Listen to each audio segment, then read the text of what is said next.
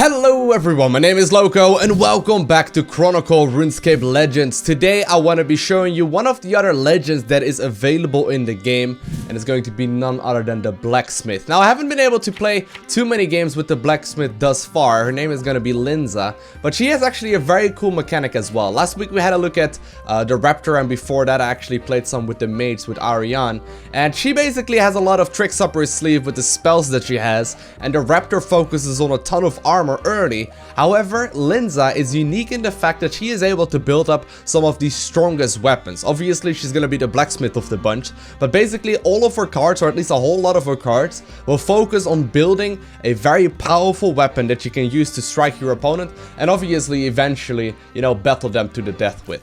So I've created a deck right here. Let me show it to you really quickly. We are still missing a couple of the basic cards just because you do need to level up a while. But there's one very clear win condition that we have here. I want to see if I can go ahead and damage my opponent basically with the biggest weapon that I can create. And there's a couple of cards that will help me with that significantly. One of those is going to be none other than Thurgo right here that will allow me to get an additional 3 attack. And obviously something like the Ceratomin God Sword will help out a ton as well. Now I'm not saying that this deck is perfect whatsoever. I did actually come up with it myself just now, you know, I think about a half hour ago. So played a couple games with it. I've actually won every single one of them. So let's go ahead and jump on the ladder and see if we can find some opponents that we can play against. Alright, and we find ourselves an opponent. Now, I do really quickly want to point out that I did get contacted by the developers of this game to ask if I wanted to create this content. So, you know, this is part of some paid promotion here, but, you know, obviously I'm not selling out my opinion or anything like that.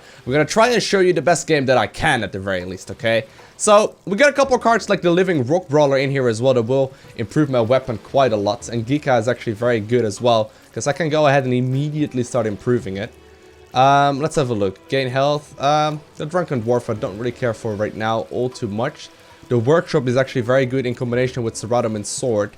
I want to see though if I can build up a little bit of extra attack or extra gold here early on to make sure that I can, you know, disable my opponent's weapon altogether. So I'm actually gonna get rid of everything here, or at least those 2 cards right here, and start building up gold early on. Now this is actually one of the rare cards that I got by opening a pack. I believe it's actually one of my very first one. And if you actually play this one, my opponent will lose the 2 base attack that he has, which is actually very, very good. But anyways, let's go ahead and play the Goblin Raider here first. Then go ahead and play the White Wolf. Yeah, that's a fine choice. And it won't quite be able to be enough to kill anything, but at the very least we'll be able to kill the White Wolf a little bit easier. I can go ahead and already start building up that weapon durability. Now, as you may have noticed, this weapon right here will be giving me an additional 1 attack and 3 durability, and obviously I will, you know, lose quite a bit of that immediately. So I'm gonna need the gold actually, but I will be using it right here. I've been having the habit where I save it up for quite a while as well, where I basically just, you know, wait until the very last turn until my Ceratomin God Sword is ready to go. But I've noticed that in a lot of those games I actually end up losing a lot more early on just because I'm, you know, spending a little bit more time on it. Now it looks like my opponent actually has a lot of cards available right now that are kind of rare. You see all the cards that he's played so far are actually part of like collections that he must have gathered by playing a ton of games, because I don't have any of those. But we'll see though, doesn't matter all too much. I've actually beaten plenty of people that are running those type of cards anyway. And he did give me some free gold, by the way, which is very nice of him. But he's gonna be dealing me 5 damage immediately and grabbing a relatively big weapon as well with the skeleton champion right there. All good though, 5 damage is nothing we cannot really sustain with. Now, one of the things I have noticed from playing the Blacksmith is that while you can definitely build up a huge weapon, obviously if you're up against someone like the Raptor, they will be able to disable a lot of the damage right from the get-go, just because they have a lot of cards that will be able to either, like, you know, completely discard my weapon, or for example gain armor depending on the amount of damage that I can do as a Blacksmith. So I've been struggling especially in that matchup in pretty much all of the games. Anyways, let's have a quick look. So we can gain an additional attack here. We can then also throw up the Flash Mob. We can go for the Ice Warrior as a follow-up, and then I just barely am 1 gold short here to actually get Karam going here. Sadly, we just barely don't have enough Goblin Flash Mob is very nice for gaining gold though. We still have 5 durability left. So I actually don't really want to play this guy yet. We'll go ahead and strike our rifle just because we can. And probably just leave that 4th spot out. Yeah, I think that's going to be our best bet for now. So we'll just leave that last spot on the map out, or on the board out, just because I don't really have anything to use it on. And obviously, you know, if I would be going ahead and here I play Geeka, it would overwrite the current weapon that I have. So since we still have a lot of durability, even though it will take me 2 strikes to kill him and 1 to kill him, you know, it's still going to be quite a while off before we completely run out here. So yeah, we should be left with 1 charge by the end of this. Maybe I should have gone ahead and played the Ice Warrior. Now think about it, I probably should be going ahead and play the Ice Warrior here. Minor misplay by me. Alright. So he's gonna take 4 damage, but double a gold. Obviously he's gonna be the thief there, and the thief really focuses on getting a ton of gold early on, which means that he can go ahead and immediately equip the Saradomin Gold Sword. I'm gonna go ahead though and play one of my own rare cards here. Like I mentioned, this one provides you with quite a bunch of gold, and it helps out, you know, a lot as well. So there's one big difference on cards as well that I do quickly want to point out. This card, the Mage of Zamorak, says Strike Rifle. You also have cards that say Battle Rifle. And Battle Rifle is actually where you both hit each other, where right now I only hit him once. So he is doing a lot of damage to me. But it's fine. As you can see, even though he's playing all these fancy cards, so far we actually got a little bit more health than him. And this can very quickly roll out of control for him. Alright. So, let's see what we got here. So, I got 1 charge remaining right now on my weapon. Also got the Graphite Longsword ready to go. Don't really have anything to kill here, do I? That's actually very, very annoying. Like, I literally have nothing to kill. Like, I guess I can equip a weapon. That's fine, but I don't have anything else to put out on the board right now because I, you know, don't have enough, you know, gold here. So I can't actually use any of those cards. Those are gonna be free, by the way. Those are 0 gold. Will only give me a single charge. And like I said, I can't just play 2 of them because it won't it won't duplicate or like add up or like give me additional durability or anything like that. So you have to be quite smart with the positioning of your cards here as well and the order that you play them in. Like, I've put a lot of cards in here that generate weapons, or that will give me, you know, a weapon to be playing with, because I found that the basic deck that they provide you with at the beginning is actually barely giving you anything. Although my opponents may very well have not put out anything. Wait, is he not putting out anything? Interesting decision. Wow, he's literally not putting out a single card. Okay. Well, that's fine for me then. Don't actually know if the timer ran out. I was busy talking, so I'm not sure. Maybe the timer ran out and he didn't get the chance to put out anything on the board here. I would really like to draw into something that's a little more useful now, though. Alright. Barrelchest is very good.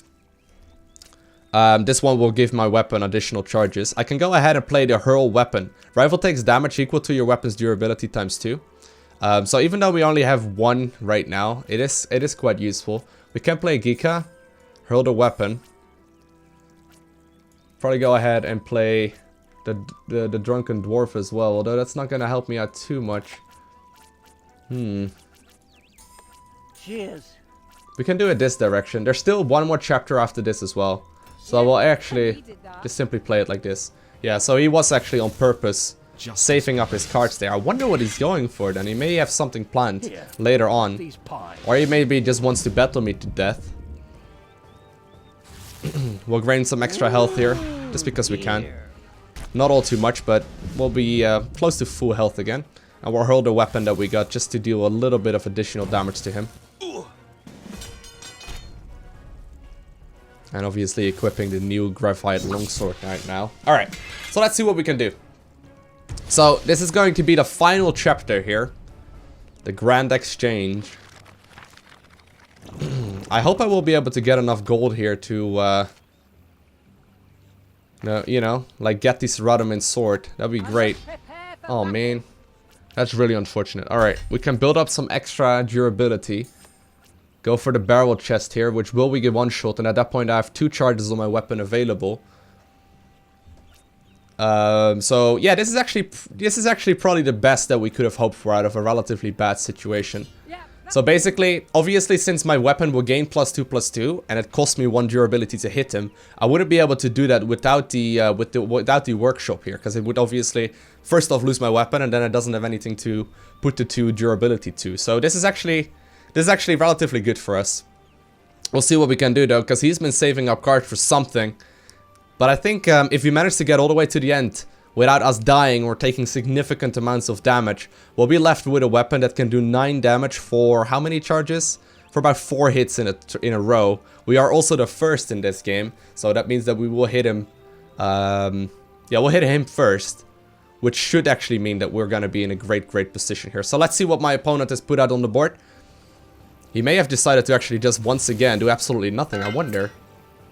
Maybe he's put something out in the very last turn. We can't actually see that one. That is right up the stairs, but it doesn't look like it.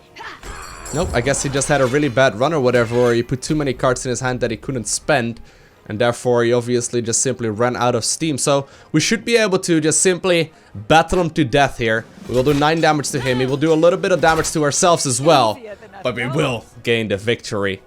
And therefore, obviously, a whole bunch of experience as well, and potentially unlock some more cards. So the first game of today, or at least while I'm recording, is gonna be victorious. Let's see what we unlock. We got a legend token right here. We actually got 2 of them, which is very nice.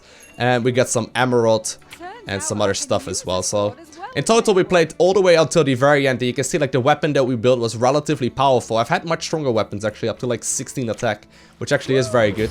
Smiling Death, who's going to be the Raptor. Now, Raptors are annoying. So once again, to clarify, Raptors can basically get buffs depending on my weapon. So let's say my weapon has a lot of attack.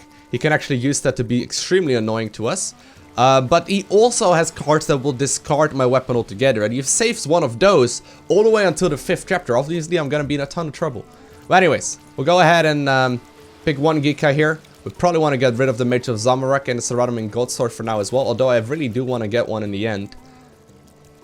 I think actually it may very well be better to go for the Dragon Longsword, because one of the cards that the Raptor has is actually removing 2 durability off of this. But anyway, I'm actually gonna keep it. I mean, if I don't have it by the last turn, I'm in a ton of trouble. I will keep the Goblin Flesh Mob as well, because I'll likely be able to play it relatively early here. Alright, cool. Alright, so this Thurgo right here is what I was talking about previously. It's very good. Alright, Geeka. We can go Skeletal Warrior immediately. We could go for Thurgo, which will give me an additional bunch of attack. But I think I'm better off just simply... Yeah, we'll just kill the White Wolf. It's not great, it's not perfect, but it will be fine. I can go ahead and take a little bit of damage as well. I could do it like this. I've never played the Goblin Flesh Mob this early on. No, I don't think I want to do that. Nah, we won't do it. We won't do it. I wish I had Ali, man. I actually should probably put Ali in the deck. Ali is very good. Justice prevails. I've noticed that we do seem to run out of gold every now and then, or just simply don't have a whole lot of it early on. Although that may just be some bad RNG on our end. Some unlucky RNG. Oh, good though. Let's kill the White Wolf. Now, obviously, the goal of the Raptor that we see on the other end, by the way, is to build up as much armor usually as possible. They will have a lot of base attack as well. So if we can reduce either of those, that would be great. But it seems like they have a lot of cards that can just flat out counter us. Although we'll see what happens. Alright. So I'd say we're in a good place so far. Graphite Longsword is very nice. We can use that with the Goblin Flesh Mob. We'll still take a little bit of damage, but... Alright, so this is fine. We can play the Barbarian Warrior then as well. I hope it's not gonna discard Thurgo, by the way, the KJP agent, but... We'll do it like this. Build up that gold count. We can play the Ceratomin Godsword in combination with the Living Rock Brawler as well, getting an additional charge. If we get the Workshop as well, that would be huge, or we can actually build up a huge weapon. As long as the KGP agent just discards one of the Ceratomin Godswords, I'm good. I hope it doesn't discard Thurgo. That would be unfortunate. Not Thurgo, not Thurgo. Alright, that's fine. Living Rook Brawler, not the greatest of cards, but this is fine.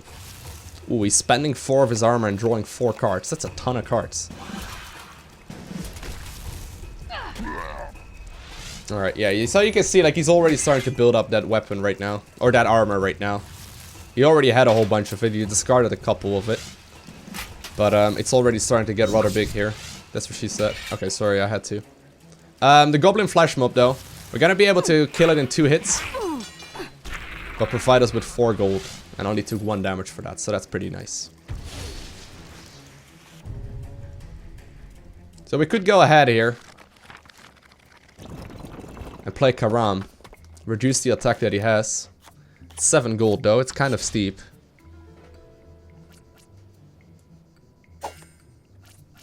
Should we do it? I mean, we're still in chapter 3, so there's a big chance we can still build up that gold count as well.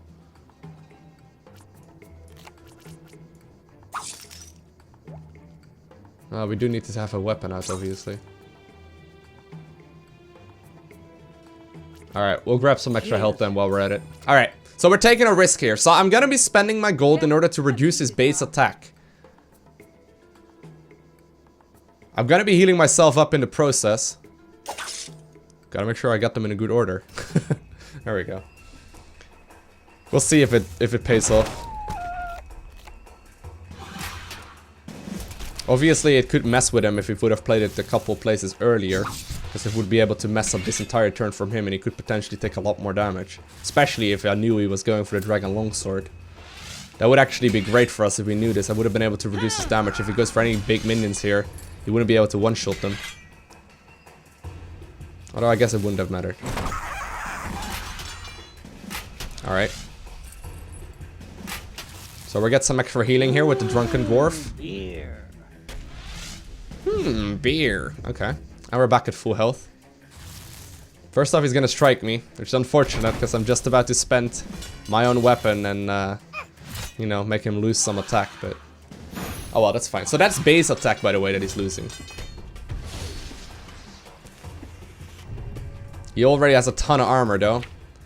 And we're definitely not in an advantage at this point in time.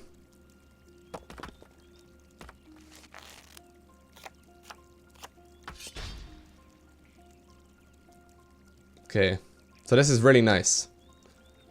Artisan, Workshop, Thurgo, Seradim, and Godsword. We need to make sure we can play all of these at once. I need some more gold for that, though. I guess we'll just play this and hope we draw into some extra gold. Ha! I needed that. I can go ahead and gain some extra weapon durability as well. I just hope we draw into a way to get some more gold.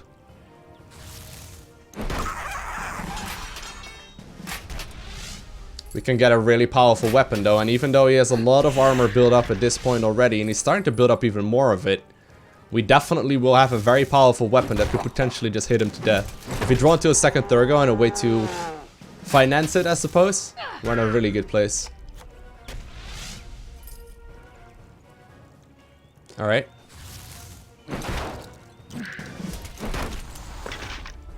So this is the God's Sword here, and we get an additional 2 duration, or, you know, additional 2 durability on it. He's still taking damage though. Okay, so we can actually hit him 5 times with 10 damage. That's a lot. That is a lot. We have to do a little bit of math here in this last turn.